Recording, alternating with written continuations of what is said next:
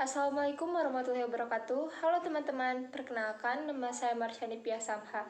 Pada kesempatan kali ini, saya akan membahas mengenai sengketa Pulau Sipadan dan Likitan antara Indonesia dan Malaysia. Yuk simak videonya bareng-bareng. Pertama-tama, kita lihat letak geografis dari Pulau Sipadan dan Likitan. Terlebih dahulu, kedua pulau tersebut berada di Laut Sulawesi, tepatnya di lepas pantai timur laut Kalimantan, yang merupakan pulau terluar Indonesia dan berdekatan dengan Malaysia.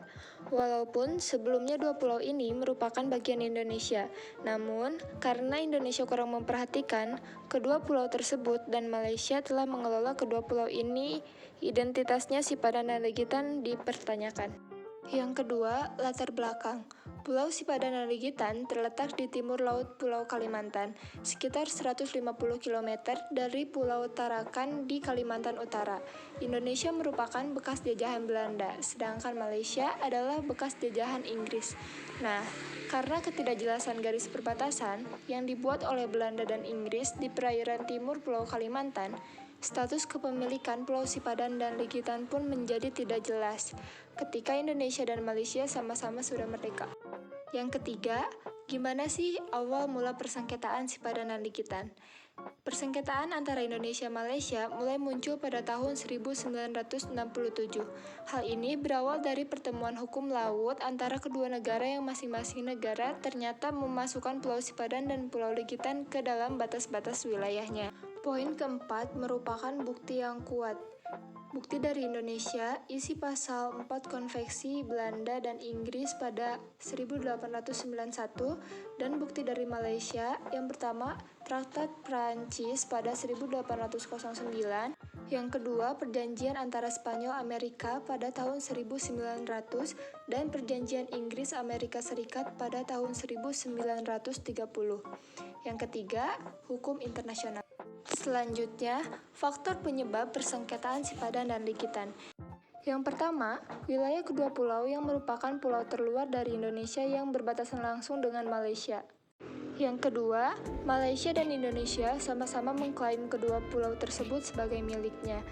Yang ketiga, pemerintah Indonesia cenderung menelantarkan kedua pulau tersebut dengan kondisi tidak terawat.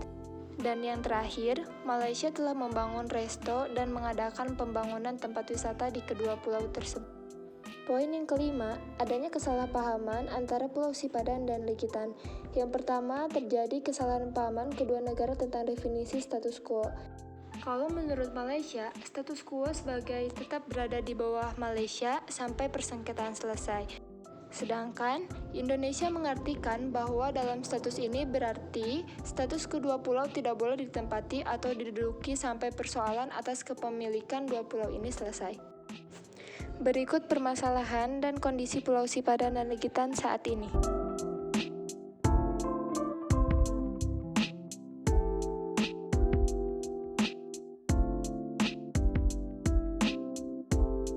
Keputusan Mahkamah Internasional pada tahun 1998, masalah sengketa Sipadan dan Likitan, kemudian pada hari Selasa 17 Desember 2022, Mahkamah Internasional mengeluarkan keputusan tentang kasus sengketa kedaulatan Pulau Sipadan dan Likitan antara Indonesia dengan Malaysia.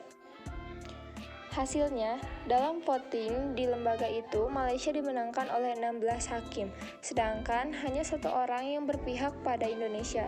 Dari 17 hakim itu, 15 merupakan hakim tetap dari Mahkamah Internasional, sementara satu hakim merupakan pilihan Malaysia dan satu lagi dipilih oleh Indonesia.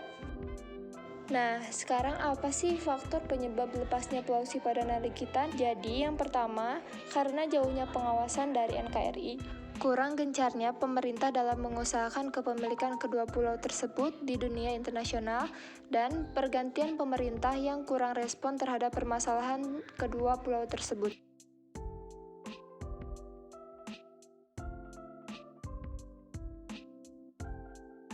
Demikian materi mengenai konflik Sipadan dan Likitan, yang mana pada akhirnya melalui Mahkamah Internasional dan dimenangkan oleh Malaysia. Semoga bermanfaat. Mohon maaf bila ada kesalahan. Wassalamualaikum warahmatullahi wabarakatuh.